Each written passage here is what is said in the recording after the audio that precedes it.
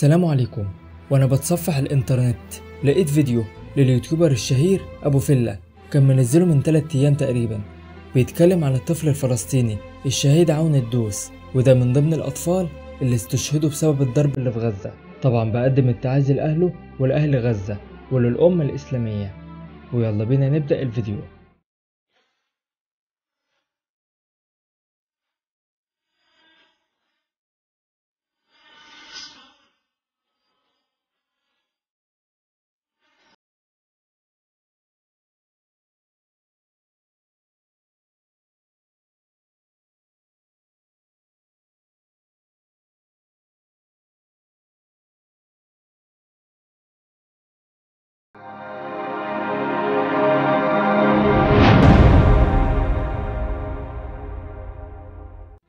الفيديو بيبدأ بإن أبو فيلا كان بيتصفح قناة قرية العجائب بدر العلوي.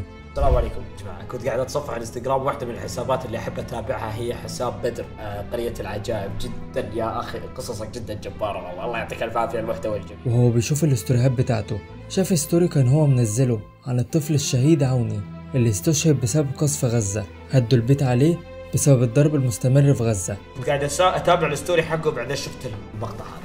معكم عوني وفيديو جديد. عوني. اوكي يا اخوان، الفيديو هذا فيديو تعريفي، هذا كان لازم انزله من زمان بس نزل اليوم، حينزل اليوم الخميس 18/8/2022. اوكي يا اخوان، تعريف عني، انا عوني الدوس، فلسطيني من غزة، اللي عمره 12 سنة. عوني الدوس. هذا هدف القناة طبعا نوصل 100,000 مشترك و500,000 ومليون، وبإذن الله لل10 مليون، وبدعمكم وبمحبتكم. اوكي طبعا شكرا على 1000 مشترك وبيس اوت. وطبعا بدر كان بيقول ان هو كان باعت له رسالة وهو ما شافهاش. تكملة للستوري، بدر دخلت على حسابه وحصلته يتابعني، ودخلت على الخاص وحصلته كاتب لي وانا ما شفت الرسائل. كمية القهر اللي حسيت فيها ما توصف. طبعا رسل له: يا اخي وربي اعشقك واعشق فيديوهاتك، استمر يا اسطورة. طبعا بدر اتقهر بسبب الرسالة دي.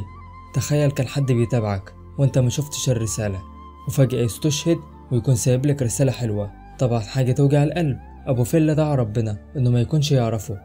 يا رب يكون تواصل معي، يا رب يكون ما يعرفني، يكفى لا تقول انك تواصلت فينا، ان شاء الله يكون مو متابعني ولا يعرف. فلسطيني من غزة، يوتيوبر عندي 100,000. فتح حساب عوني على الانستجرام، وده اللي حصل.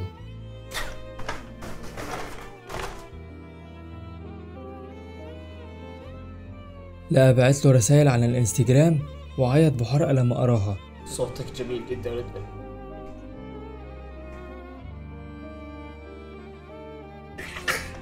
يا